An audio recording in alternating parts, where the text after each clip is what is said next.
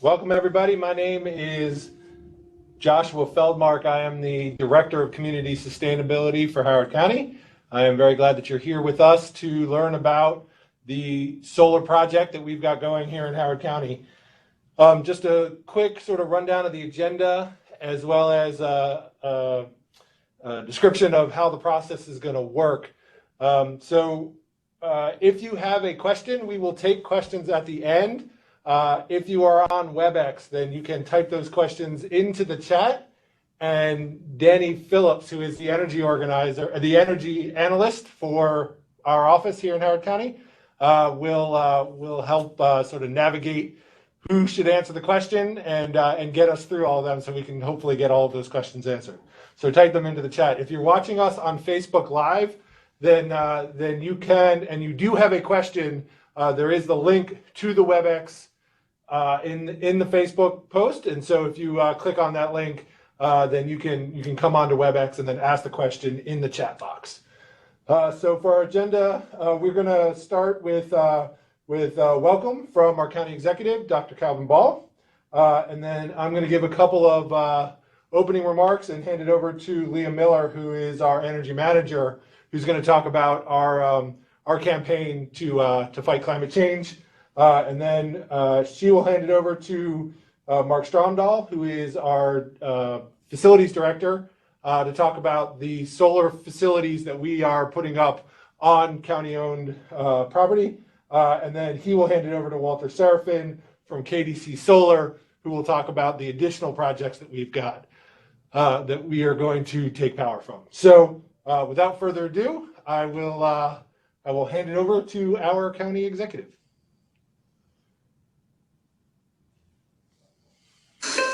Over 2 years ago, in Howard County, we declared we are still in. In doing so, we declared that we support climate action through the 2015 Paris Agreement, and we committed to even more ambitious targets for decreasing overall Howard County emissions. Our ultimate goal is to reduce greenhouse gas emissions of county government operations 45% below the 2010 levels by the year 2030 and reach zero emissions by 2050. By 2024, Howard County will reduce petroleum fuel consumption in its fleet by 20%, and we will reduce energy use in county facilities by 25%, well beyond the required 15% reduction, making Howard County the first to go beyond state requirements. And Howard County will get 20% of its power for local government operations from renewable sources. Tonight, you're going to hear how the county will in fact be getting nearly 30% of our power from solar arrays built on Howard County government property and elsewhere in other locations. Surpassing that goal by over 10% will be an achievement we can all be very proud of, and I know with your help, this is only the beginning. Howard County is doing all that we can to fight climate change, and now, with President Biden in office, the United States will again step to the front as world leaders by re-entering the Paris Agreement. Thank you for your interest in this critical project and for all of the work many of you here tonight do to help lead the fight for climate change remediation, adaptation, and resiliency. Together, I know Howard County is again leading the state, the nation, and indeed the world in the fight against climate change. Thank you very much, Dr. Executive, and thank you also for letting me borrow your backdrop. That was kind. Before I hand it over to Laura, I wanted to just really sort of set the stage for folks. I think everybody who is here understands the immediacy of our need to begin to fight climate change, and so our office, the county, under the leadership of Dr. Ball, really is taking this to heart and putting this on the forefront of the work that we do and really putting the lens of fighting climate change around all of our work. And this is the first really big indicator of the work that we're doing and in the fight against climate change. And so with that in mind, I wanted to set that stage and then hand it over to Laura Miller, Leah Miller, our energy manager, and have her explain the campaign that we are waging against climate change. So without further ado, we will give her the screen and she can present. Thanks so much, Josh, and good evening, everyone. I'm very excited to be here tonight to give you some more details about our solar initiatives and our climate change actions and goals. So I'm going to share my screen.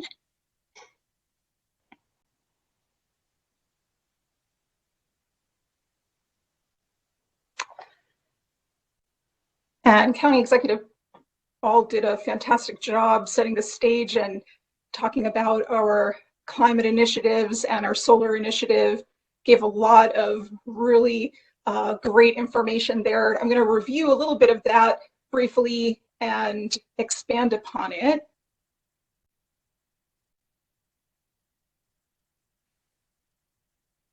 So we have two rather ambitious climate goals. The first is to reduce our greenhouse gas emissions 45% by 2030. That's over our 2010 levels, and then to hit zero emissions by 2050.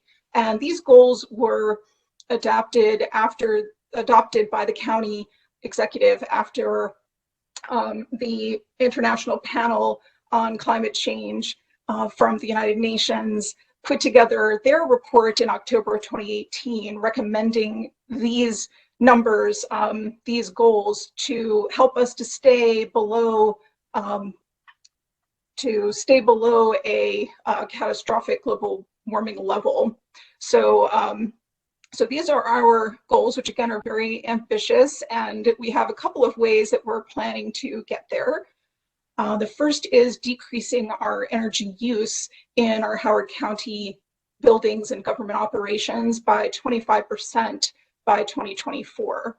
And there are a couple of ways we're going to be doing that. And I do just want to remind folks, because this was always a point of confusion for me before coming to work for county government, that when we talk about county government operations, we're talking about, we're not talking about the school system or the college. We're talking about Howard County police stations, fire stations, libraries, office buildings, the water reclamation plant, our landfill operations, and detention center, street lights, those types of things. So just to be clear on that.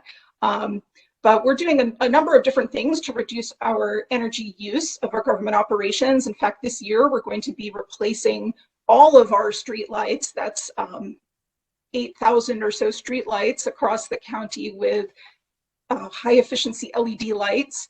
We're also doing a lot with analyzing data. So we're looking at the utility bills, our electric bills, natural gas bills, and really focusing on those to help us to see patterns and learn where we have the highest need for targeting new energy savings projects.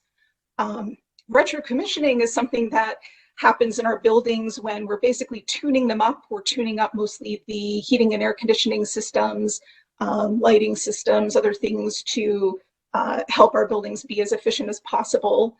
And our Bureau of Facilities is doing a fantastic job working building by building and doing that to save energy, as well as replacing a lot of the lights in our parking lots with LEDs, which not only save energy, but also improve safety, improve lighting.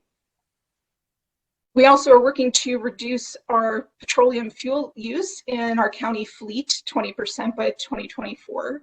And there are a couple of ways we're doing this. We have a new green fleet policy that the county just adopted, and we're going to be looking to replace all of our administrative fleet vehicles with electric vehicles. We're working on that within the next 5 years as well. We have a regular vehicle replacement cycle, and as we're replacing older vehicles that are currently petroleum fuel vehicles, we're replacing those with electric vehicles, and also working the vehicle charging infrastructure up and running that goes along with that. We also are looking at sequestering carbon, of course, is another way to meet our climate goals. And Howard County is the first county to join the U.S. Climate Alliance's Natural and Working Lands Challenge. And this is all about how we can get our, maximize the carbon sequestration, carbon storage potential of our lands. So that can involve planting native plants and trees, grasses that have a deep root structure that help to sequester carbon. We do have a lot of tree planting initiatives in the county, and that's definitely something the county executive has increased our tree planting initiatives by a huge amount. And we also have become a Bee City USA, which is basically a program to help increase the pollinator habitat, and so that both sequesters carbon and also provides habitat for pollinators and helps all of our plants and animals to be healthy throughout the county. And then, of course, what we're here to talk about tonight is increasing renewables. So our goal is to power 20% of Howard County government operations with solar by 2024. And as County Executive Ball said, we already are going to be surpassing that goal. In 2020, we entered a power purchase agreement with KDC Solar, who is here with us tonight, to install 24 megawatts of solar and power 30% or more of our county government operations. And I did want to tell you that one of the kind of exciting things we can announce tonight is that we feel that we're going to surpass this goal. We will have to wait and see when all of the projects are completed, because there are always some changes that happen as we're planning these projects. But we already, as you will see when Mark Stromdahl and Walter Serafin present, that we're actually already looking at over 28 megawatts of solar. And we may see an increase of up to 50% of our county operations powered by solar, maybe even more than that. So that's quite exciting. And when we put this solar power purchase agreement together, what we did is we followed a competitive bid process. We worked with a state Department of Transportation master contract for solar work, and we put out a request for proposals under that, and had this competitive bid process and awarded KDC Solar with the project. And one of the things that's so exciting about this project is that, first of all, it's one of the largest, actually we believe it's the largest solar project for a local government in Maryland, and one of the largest in this region. And one of the ways that we're able to do that, even though certain types of solar can be expensive, is to use a combination of solar on rooftop, canopies over parking, and ground mount projects, both on county property and on private sites, in order to maximize the number of projects, the types of projects, and be able to do some of these more expensive but showcase projects using our existing infrastructure and buildings. So we are expecting some pretty amazing greenhouse gas emission reductions as a result of this project. Over the 25-year life of our power purchase agreement, the project is expected to reduce greenhouse gas emissions by more than 740,000 metric tons of carbon dioxide equivalent. And just to give you a sense of what that's like, that's an equivalent of taking 145,000 cars off the road for a year, or planting 11 million trees.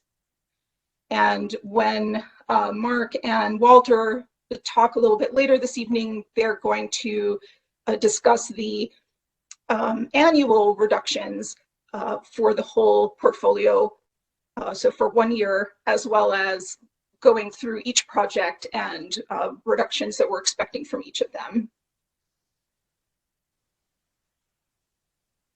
So I'm not sure why those repeated, but some of the other benefits, in addition to the greenhouse gas emissions reductions, some of the other benefits that we have from this project, there are no capital costs of this project to Howard County. So that's part of entering a power purchase agreement. KDC Solar will be responsible for installing the projects, operating them, maintaining them at their cost, and then we buy the power generated from those projects and apply them to our buildings and our use. So we actually, through this, are able to get some savings on our electric costs without having to put any upfront capital into the projects. And also we have the experts at KDC Solar who are able to maintain it and make sure that it's working in its best form. And so with both the savings that we're getting on the electricity rate, as well as some other financial incentives to the county, we're expecting $1.2 million of savings over 25 years. There also are some benefits through workforce development. We are working along with KDC Solar. One of their partners is Power 52. And that company has a nonprofit institute that trains people in solar installation work, and does a lot of fantastic work both here in Howard County and in Baltimore City and County with workforce development. We'll also be getting a lot of new EV charging stations, both at some of the sites where the solar is going in, as well as at some other sites where we strategically need EV charging, both for our fleet and for the public. There also are some benefits for the ground mount solar projects. So I have some pictures of those on here. One of them shows pollinator habitat, the one below. And so for these ground mount projects that are happening both on county property and on private sites, we are expecting to install pollinator habitat at all of those. And then on the private sites, not only will they have pollinator habitat and possible beekeeping as well, there also are opportunities for co-locating agriculture and solar. And the best way to do that is sheep grazing. So we've got a picture of that for you as well. And we're very excited to be able to show how agriculture and solar can work together right here in Howard County. There's so many benefits to these projects. If you think about even the couple of canopies over parking, one of the great things about those projects is they also provide additional shade and shelter from storms for parking, which people tend to really enjoy. So we're very excited to be able to have that. We're also excited just for the educational benefit of having solar projects throughout different parts of the county at different county facilities and different types of solar projects as demonstrations for people to see. We also are going to have real-time reporting of the energy generation and the greenhouse gas emissions benefits of the projects. So there will be, through the county's website, you'll be able to go on and click on each project and see how much generation is happening from each project on a daily basis, a monthly basis. You can look at it for the last month, the last week, the last year, and get this information. And we will also be pushing that information out and being completely transparent about how we are meeting and exceeding our goals through HOCO Dash, which is where we are tracking all sorts of data on not just the environment, but community health, safety, other statistics, lots of stuff about coronavirus on there. So we'll have information about the solar project as it moves forward on there as well. I did just want to mention a little bit about how we selected sites, and just also for you to know that that process is ongoing. We do have quite a few sites that we are planning to move forward with that seem to be appropriate, will work, and you'll hear more details about those coming up. But just to give you a sense of, so we started out this project with doing a feasibility study of all county-owned properties. We had another company, an independent company, that came in and helped us with that. And we were looking at things like, I mean, one of the most important things if you're going to do a roof project is the age of the roof and the structural integrity of the roof, as well as how big it is. That's important too. How much equipment you have up there, because all of that provides shading, and you want to limit that for solar projects. So after looking at all of our properties, then we took the ones that were most likely to have that correct age of roof, which is something less than 5 years, because the solar projects are going to be up there probably for a good 15 or 20 years at least. And so we want to make sure that the roof will last that long. And also that the roof can withstand the extra weight of the solar panel. So this image here is actually the roof of the East Columbia Library, and we'll be talking more about that project a little bit later as well. But you can see the roof is broken up into sections by how much pounds per square foot we're expecting that the roof can handle. And looking at that and thinking about how many pounds per square foot the solar actually is, gives us a sense of where we could put solar there. Now, this was done through office tool analysis, and we actually have, KDC Solar has folks going out, of structural engineers going out on the roof and taking a look at it, and we'll get better information so they can finalize the project. But we have to look at that. We have to look at the electrical capacity of the building. Does the building have enough space in the circuit panels and the electrical room to be able to accommodate the solar? We need to look at the whole utility grid and make sure that it has the infrastructure to support the project. If we're talking about a ground-mounted project, there are land constraints. There may be shading from nearby trees. There may be easements going through the property, of various other things that can affect the shape and size and ability for being able to put solar on a particular property, and of course shading. So with all of that, just to let you know, we are still working on that a bit, and it is pretty complicated. So we've been working on this project for 1.5 years, 2 years now. So it's very exciting that it's coming to this point where we're getting ready to start getting so much closer to start putting projects in the ground. And this, of course, will be going through all of the sites in greater detail in just a minute, but this is just an overview showing that we really have been able to spread these projects out throughout the county. And we're looking at a combination of rooftop and ground mount and canopies over parking.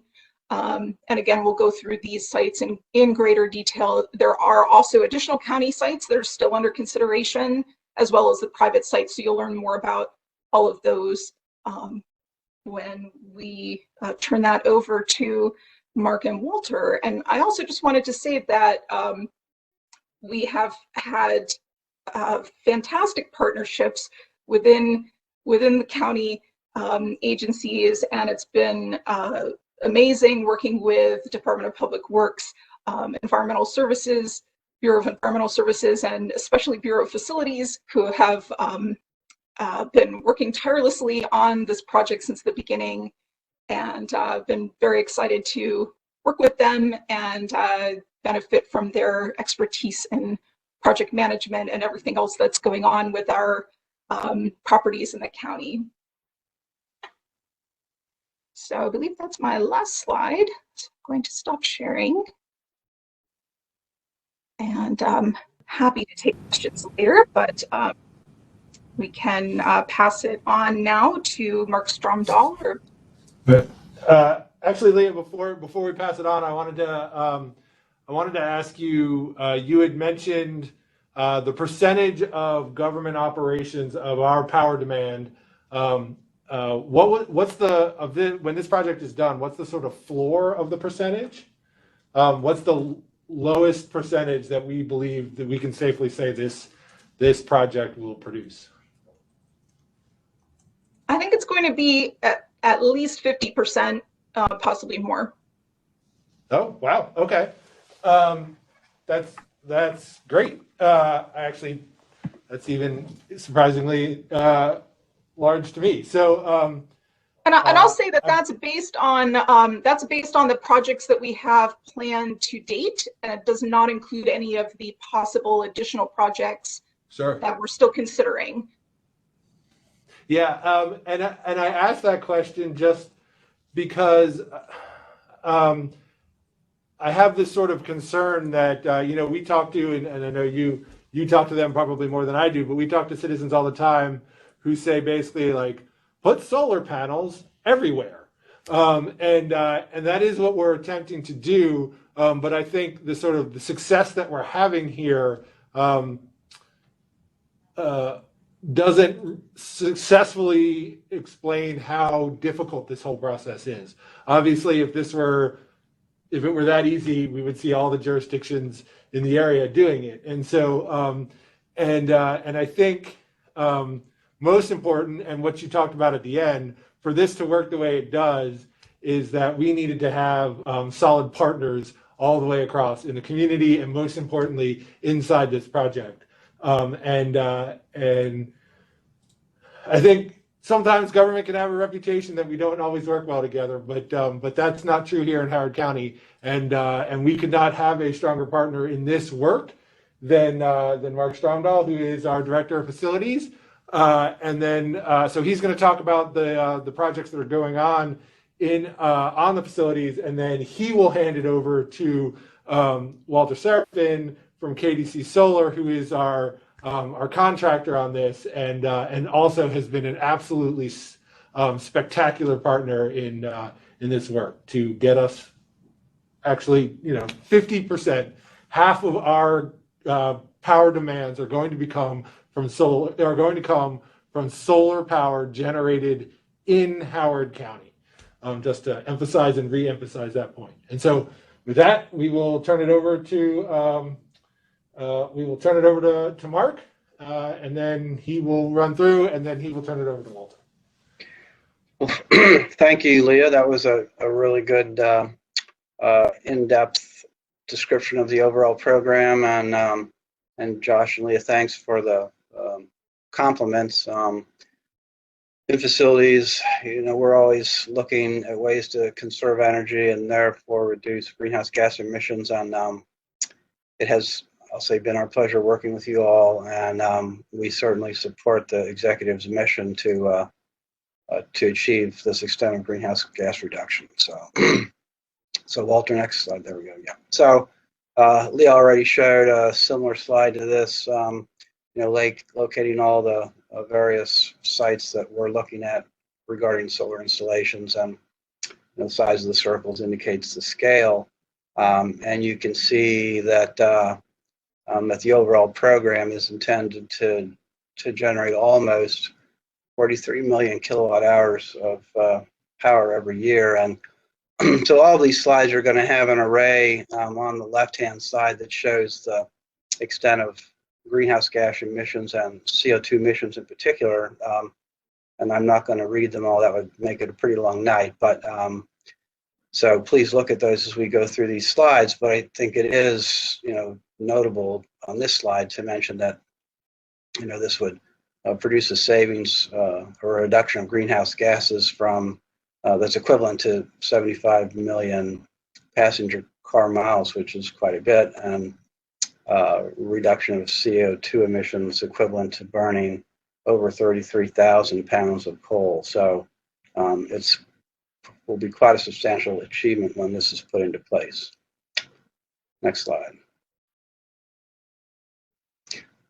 So the first project where solar is going to come online, I think, is the new Circuit Courthouse. I imagine most of you are aware that the county is building a new Circuit Courthouse, which is on what's used to be Bendix Road, but now is Judicial Way off of Route 108, where the county's Dorsey building used to be.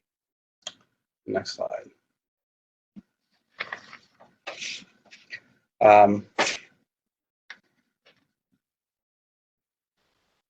So this site plan, gives a good view of the various components of the courthouse site. On the left, you can see, I guess that's Judicial Way, comes into kind of an oval or ellipse drive, and behind that then is the L-shaped courthouse building with quite an extensive array on top of it. I mean, this building, when it was designed, we were all aware we were going to be trying to do the solar, so it was designed with that in mind. And on the right-hand side of the site, far right-hand side, you can see there's also a ground mount array. And this total system together is going to produce in excess of 1 million kilowatt hours per year. So again, I don't want to read through all of these, but equivalent greenhouse gas emission reduction, the equivalent to 2 million passenger car miles driven, or almost 900,000 pounds of coal burned. Next slide. Next project we're going to talk about, East Columbia Library on site. So as you can see at the top of the screen, this project, and I believe this is just really for the library and the ground mount array proper, it generates in excess of 1.5 million kilowatt hours per year. So you can see in the diagram there are 3 components to this system. The existing library roof, which Leah has already talked about some, it's a large roof area. It just so happened that, according to our facility assessment and asset tracking information, the roof had reached the end of its useful life, and so it was time for a new roof anyway. So we're going to be putting a new roof on this building to prepare for the solar array. And to the left is the proposed 50-plus center, which we hope to be able to start construction on later in the year. And that, again, was designed with a solar array in mind. And the solar array, and I should have mentioned this with the courthouse also, but in the case of both these buildings, the solar array is a part of the LEED strategy to achieve LEED gold for these buildings. And then you can see the ground-mounted array, sort of towards the bottom to the right in the diagram. See the ground-mounted array in the parking lot. Next slide. So this is just a blow-up of the library, and as I said before, some of the buildings have a lot more rooftop equipment penetrations that interrupt the grid, but given the size of it, there's not too many interruptions, and so this is quite an extensive array on the building. Next slide. And then this is a rendering of the ground mount array in the parking lot, obviously. And of course, we have thoroughly discussed and reviewed this layout and the presence of this array with the library system, and also with Department of Human Resources and Services, since it impacts their operation.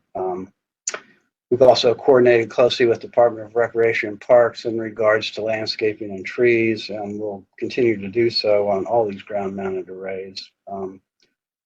And we've been very mindful in the design of the array not to encroach too much on the space of the building. So the East Columbia Library is a striking-looking building, and the new 50-plus center will be as well. So we don't want to completely obscure the chance to look at those and experience the space that they define. And as Leah mentioned, and as you can see in the rendering, they'll provide nice shade in the summertime and cover from the winter weather during the winter.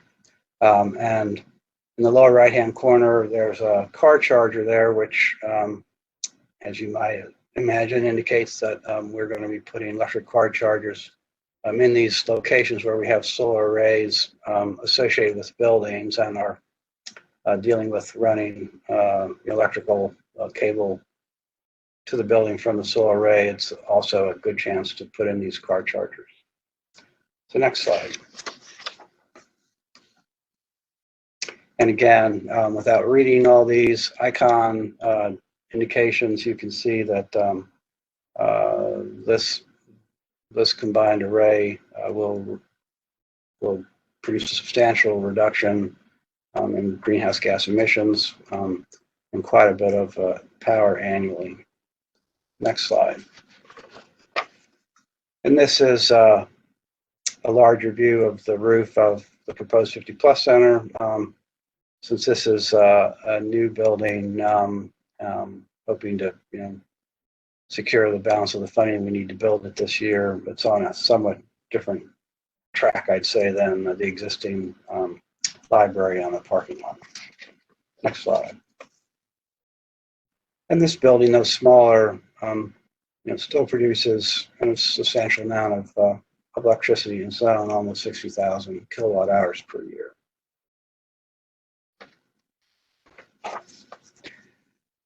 So another project another building, another facility where we're looking at putting a solar array is at our existing detention center, which is off of Waterline Road.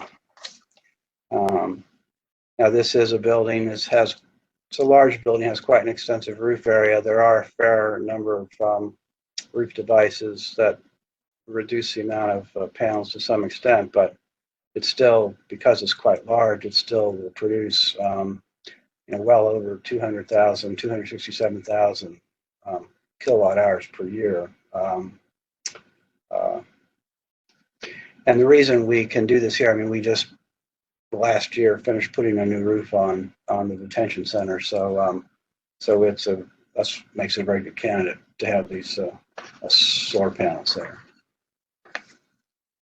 And you can see again, if you look at the icons, the miles driven and diesel consumed, pounds of coal burned, barrels of oil consumed. This roof will reduce the emissions relative to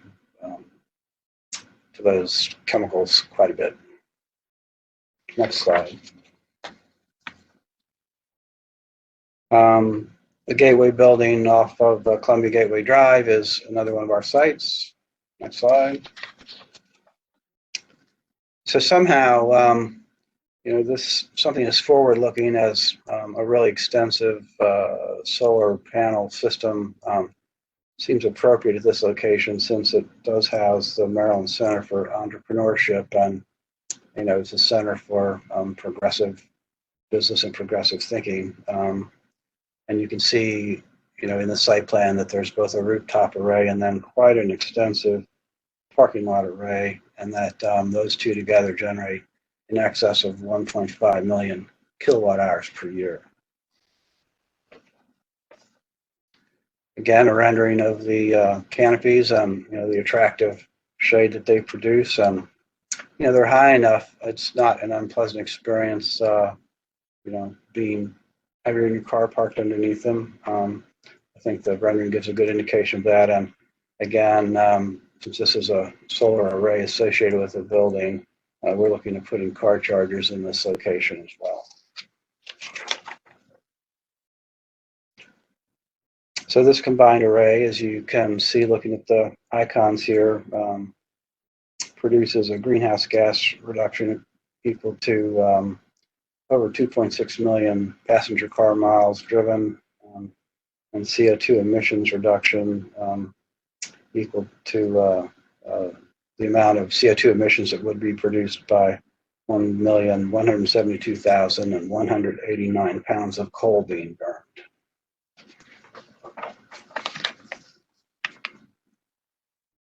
So another site that we're looking at is Cars Mill Landfill out in the western part of the county.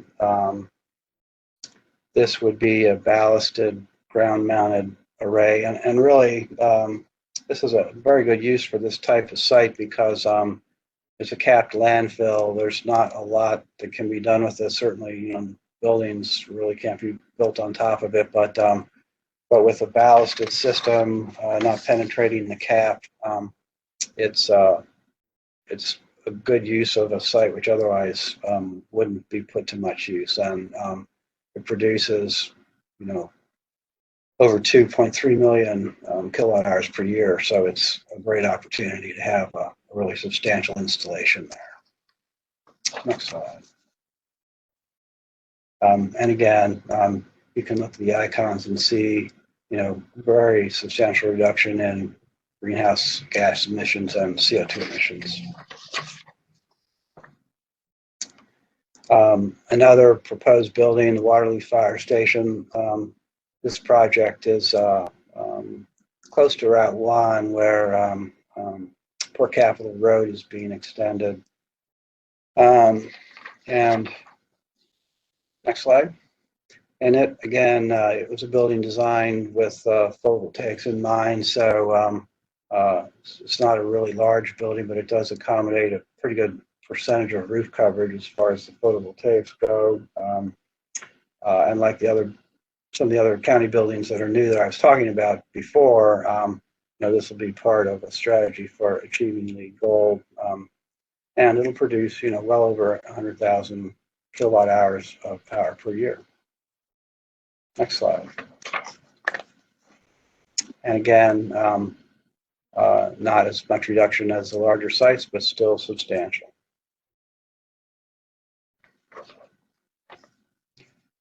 So yet another project we're looking at, Skaggsville Public Safety building down in Fulton, close to 29 and Skaggsville Road there. So and this project is one where still doing structural analysis.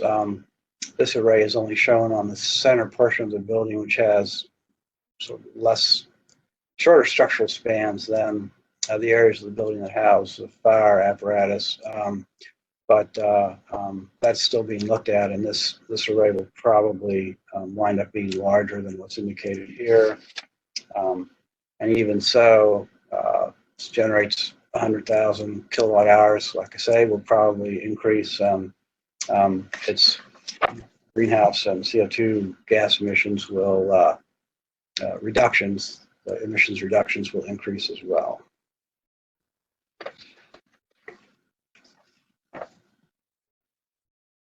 So Walter, is this where you take over?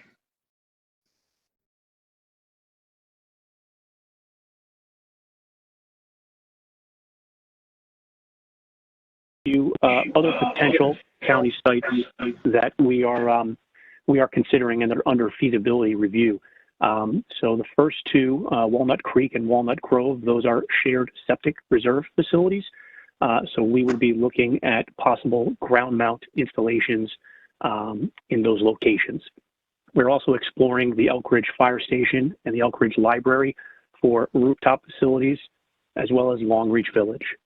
And finally, there's various county sites where we may not be installing solar. However, we still will look to install some EV chargers or electric vehicle chargers. So these would be in addition to the two carport projects that Mark touched on, which were the Gateway Building and the East Columbia Library.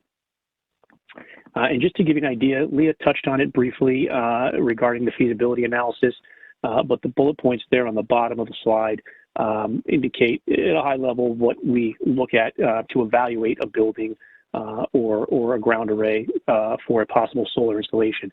As Leah said, we need to analyze the roof to make sure there's enough useful life left in the roof to put the solar on. Typically, the solar array would stay on a roof for about 20 years, so we need pretty long useful life remaining. We need to do a very detailed structural analysis to ensure that the building and the roof can support the added load that solar panels pose on a building. And clearly, we need to do an electrical analysis and utility infrastructure analysis to make sure that the utility and the electric grid can support the injection of solar energy that's generated. And in particular for the ground array projects, there's land constraints that we need to be mindful of. there's things that could come up such as wetlands or, just setbacks from property lines, things of that nature that need to be analyzed so that we can optimize the layout of the ground array. And the picture here to the right is just another example of a roof analysis. Leah showed you the analysis that we did for the East Columbia Library, and this photo here is the Gateway building. The white and blue cross-hatched lines are areas where snow drift can occur. So we can't put panels in that area. So the blue and the orange color are the areas where we can put solar, and you can see the calculated loads that were analyzed based on the structural members of the building. So now I'm going to talk a little bit about the private sites. This site is it's in West Friendship, Maryland, and it is it's a private site. We call it Clearview, and it is a fixed ground-mounted project. This is a site plan that shows the layout of the array. It is just over 12.5 million kilowatts is the DC system size, and it'll produce 18.5 million kilowatt hours a year, which will be generated for the county. As I said, this is a fixed ground mount system, so there's basically steel posts that get driven into the ground, and then there's a steel rack that is assembled, and the panels are mounted to that steel rack. This project being one of the larger ones, you can see it's just over 2,800 passenger vehicles driven for a year. And just to kind of put that in perspective, 2,200 homes, the amount of electricity that are used by 2,200 homes in a year is what this facility will generate on an annual basis for the benefit of the county. Another one of our private sites is called Triple Creek. It's also in West Friendship. It is a ground-mounted system, and it is a single-axis tracker. It is just over 8 million kilowatts is the system size, and it will produce just north of 13 million kilowatt hours a year. This system, slightly different from Clearview, this is a tracker, so the solar panels will rotate every day to follow the sun. They track the sun to optimize the generation.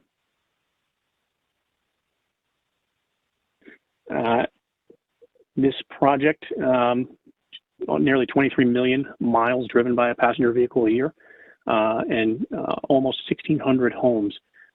This will produce what 1,600 homes utilize in a given year. The last private site that we have is called Howard Road. It's in Dayton, and it is also a ground-mounted single-axis tracker system. It will produce just over 4 million kilowatt hours a year. Similar to the Triple Creek project that I just mentioned, the panels will track in an east to west fashion to follow the sun as the sun moves throughout the day to optimize the generation that the array can produce. And again, the greenhouse gas emission metrics, most particular or most notable is, nearly 500 homes and just north of 7 million miles driven a year by passenger vehicles for this project.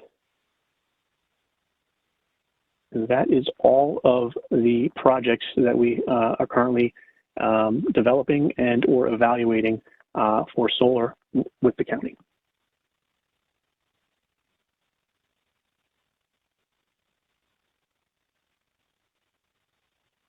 Thank you guys very much. As I hope everybody who's watching can see, we really did say let's take a look and let's try and put panels everywhere we can. Let's get as much solar as we can on our facilities. And so it has been a painstaking process that has produced these amazing results, and there's more coming, as you can see, with the potential. So with that in mind, I know we've got a few questions that have come through, and I'm gonna hand it over to our question moderator, Danny Phillips, who will feed the questions to the participants or to the panelists, so we can try and get them answered. Thanks, Josh.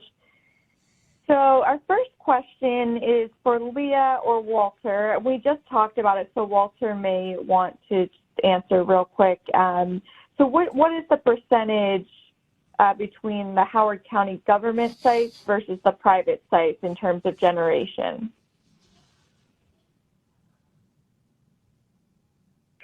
In terms of generation, the private sites produce a lot more. I don't have the percentage, but it's probably 70%. And clearly the county sites are restricted in terms of land. As you can see, we're utilizing the space that's available to us, such as parking lots and rooftops. And there's only so much solar that you can fit on a square foot of a roof, as opposed to a ground array. Thanks, Walter. And following up on just the sites while we're on this topic, is the county still looking for public and private sites, or have we narrowed down the list? And if so, how are we vetting new sites? This is Walter with BDC. The new sites are being vetted through, if you recall, that feasibility analysis and the potential sites that we had up that slide. So we're evaluating them from a land, evaluation, structural, electrical. Those are the primary characteristics that we utilize to evaluate the feasibility of a project. We are evaluating, I believe there were 5 county sites that we are still looking at, and we're certainly open to more county sites. Thanks, Walter. Leah, this may be a one for you. Will newly constructed buildings or anything we're building in the future, will we be looking to do solar on those?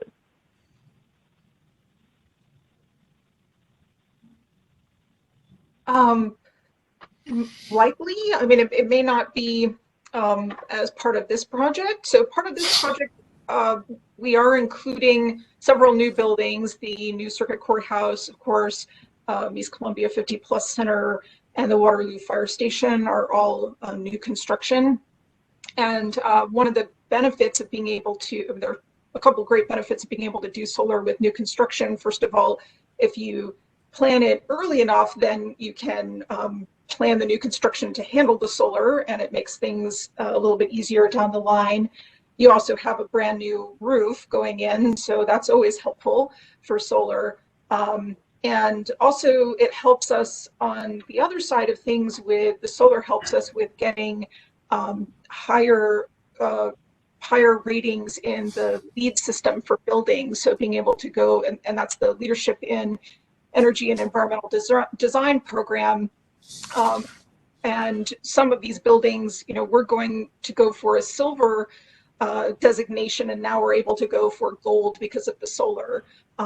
I will admit we haven't started talking about any additional new buildings coming up, and how we might be able to get solar on those. For those buildings, that may be something that's done either in a new solar project we do down the line, such as another power purchase agreement or something else that we would do a new request for proposals for, or it could be something that could be handled as part of the capital project for a new building. But certainly, we're working very closely with Bureau of Facilities on any new buildings coming up, and discussing those things and opportunities for those things as we can. Leah, and while we have you here, another follow-up question about the roof work. So procurement for roof work, is KDC responsible for that, or is that the responsibility of the county? I guess that depends a bit on what roof work means. They're talking about the new roofs that were mentioned. I know that Mark talked about a couple of buildings, existing buildings where roofs were replaced recently, like the detention center and East Columbia Library. And in those cases, those are actually handled by the county's Bureau of Facilities through, I'm not sure if it's capital projects. Mark would be better to answer that question than for me. If it's the installation of the solar projects on roofs, then yes, KDC is responsible for that portion of it, but any other roof work is the county's responsibility. Did you want to follow up on that, Mark?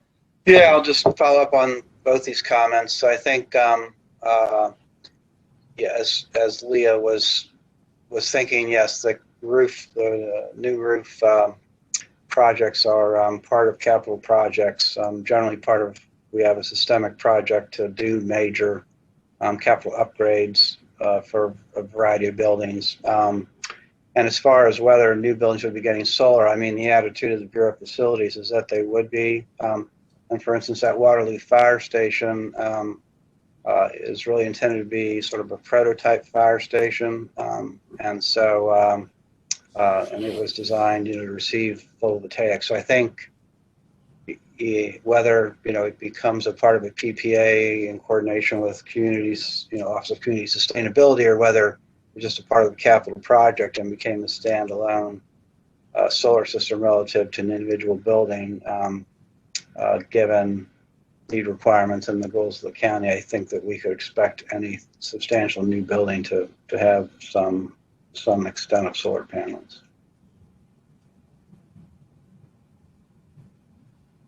Mark. So another question, moving on a little bit, will any of these projects include energy storage? Will they be putting their excess power into the grid? I think I'm going to direct that one to Walter. Oh, okay. Or Leah, if you Sure, want to take it, sure. Go ahead, Leah. Okay, sure. So these projects under the power purchase agreement are not going to include energy storage. That adds quite a bit of cost to the project, as well as requiring a lot of additional space that we weren't able to provide, especially on the county sites. But they are going to be grid connected. And I mean, I'll pass the further comment on that to Walter, but I will also just say that one of the other things the county is looking at right now is a separate project we're working on is a microgrid feasibility study, where we're looking at putting in a microgrid, the feasibility for putting in a microgrid at the George Howard building and surrounding buildings there, the Warfield police building, and the other two, the Carol Ligon buildings. Possibly even connecting in the Roger Carter Community Center. And for a project like that, part of the feasibility study that's actually happening right now is looking at the possibility of solar with battery storage, as well as other types of on-site generation that would allow the county to operate off the grid, maybe would be connected to the grid during regular times, but during a storm or other grid outage would be able to operate independently. So that's something, again, we're evaluating right now separately. And for this project, we're not planning battery storage. But as far as the excess power to the grid, can I pass that to you, Walter? Sure. So in essence, the grid is acting as the battery for these projects. These projects are net metered projects with BGE. So the way that works is if excess power is generated at any given point in time at a facility, the meter at the building spins backwards. So effectively, you're banking kilowatt hours. So in essence, it's acting just as a battery would. And none of the projects that we have designed to date exceed the annual usage of any single facility. So if we had facilities that were producing more power than Howard County could take, then certainly batteries would make more sense. But in this case, they're just not necessary here. Yeah, and thank you guys. Thanks everybody for those questions. I wanted to actually follow up and emphasize something that Leah talked about in this sort of microgrid planning project, which I think gives everybody a kind of window into the next phase of our climate change campaign, and that is to be really focusing on resiliency and adaptation. As I hope everyone here knows that even if we do everything we can to mitigate climate change, we're still gonna face some of the impacts. And so it's important that we start to prepare for, so we can be resilient and adapt when those negative impacts come. And so something like a microgrid project, something where we can sustain power when the grid might go down, and maintain emergency operations, maybe maintain warming centers or cooling centers, all of that. And so it's just this glimpse into very much the next piece of our of Howard County's climate change campaign.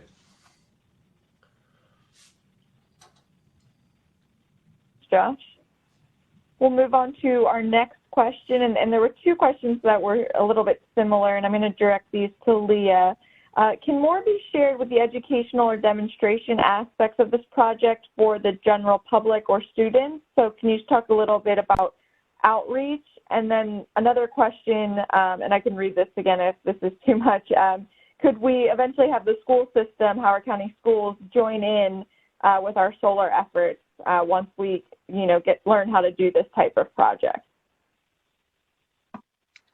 Sure. Okay. So on the educational aspects, there are quite a few different pieces of that we're planning, and we're certainly open to discussing other opportunities as well.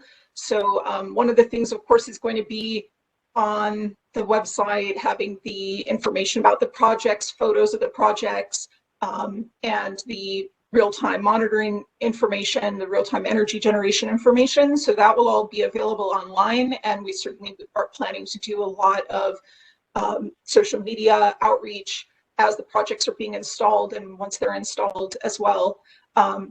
We also, for some of the sites, will have on-site signage. Some of that is dependent on the specific site. So for example, libraries are a little more interested in having their on-site information be part of the monitors, be broadcasted on the monitors that they already have in their buildings, whereas some of the other sites we will actually have a physical signage that's there describing the project with information.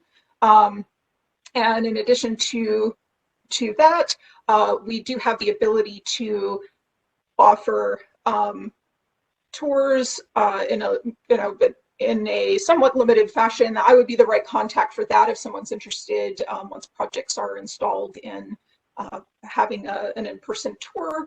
And I think we would have some other opportunities as well. So if anyone's interested in additional discussions about ways we could expand the education and outreach potential, we definitely want to get as much of that out of the projects as we can. So so please do reach out to me, and I'd be happy to talk more about that. As far as the schools, the school systems energy manager and the school systems were in Howard County Public Schools was involved in the very beginning phases of this project, as was Howard Community College when we were working on doing our research for the project, and as part of our proposal review process. They were both involved in that because they both are very interested in, or have expressed interest in, doing solar projects. The solar projects on the schools, of course, the decision-making process is a little bit different for ones on other county properties, and we don't have full control over that. So that's something that would be a good thing to perhaps reach out to the school board on. And I could also pass this to Josh if you have other thoughts on that aspect of the question. Yeah, so I just wanted to add on, when we did craft this contract, our intent was to make it so it could be written in a way that was easily what we would call piggybacked by other, either the school system or the community college or even Columbia Association or other jurisdictions in the area. And I have reason to believe he is here tonight, Bob Marietta from the community college, and I do believe that they are pursuing. I don't know where they are in the process, and I don't want to put them on the spot. But I do know the community college is attempting to and pursuing piggybacking on our contract, so they too can put solar panels wherever solar panels will go, and we very much hope that the school system will follow suit as well. Leah and Josh. So our next one is going to be for Walter. Could you talk a little bit more about the agricultural practices that will be happening on the farm-sited projects? Certainly. So first of all, we will be planting pollinator-friendly seed mixes, and there's several seed mixes that are approved or recommended by the state. So we will be using one of those seed mixes around the perimeter of the array.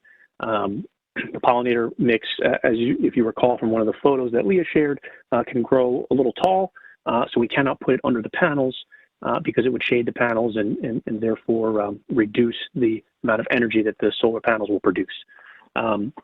So the pollinator-friendly habitat is certainly one of the agricultural aspects, which is certainly good for the community and good for the wildlife habitat.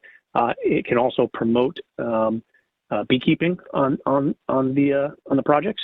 So we're certainly open to working with the Howard County community for anyone that would like to explore the possibility of beekeeping on these projects.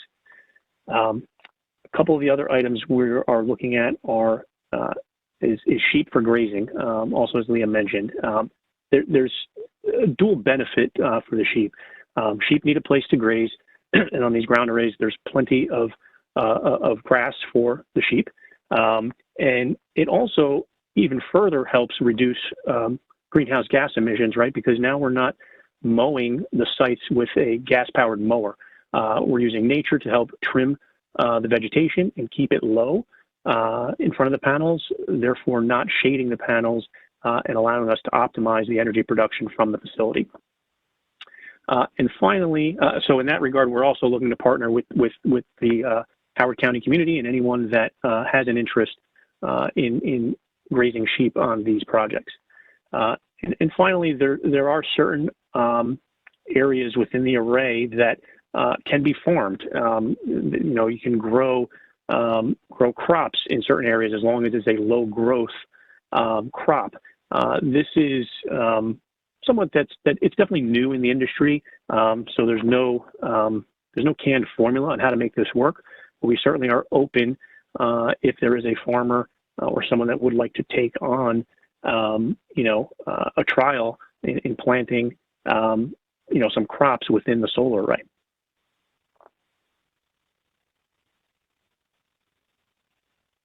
Walter?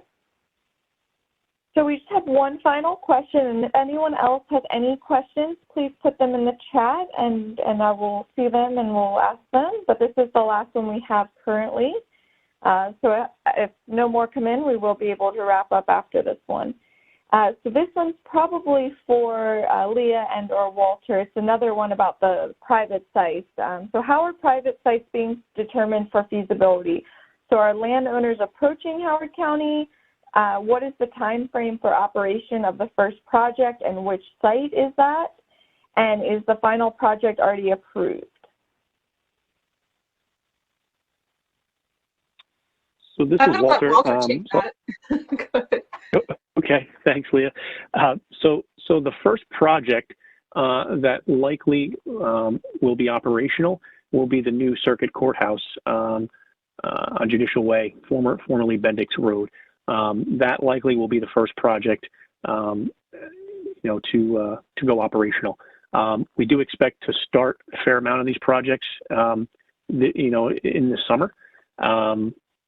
So we certainly believe several of the county rooftop projects will be complete and operational this year.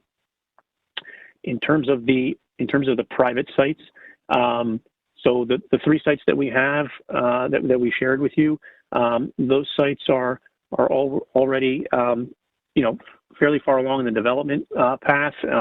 We've submitted for all the entitlements and permits on those projects.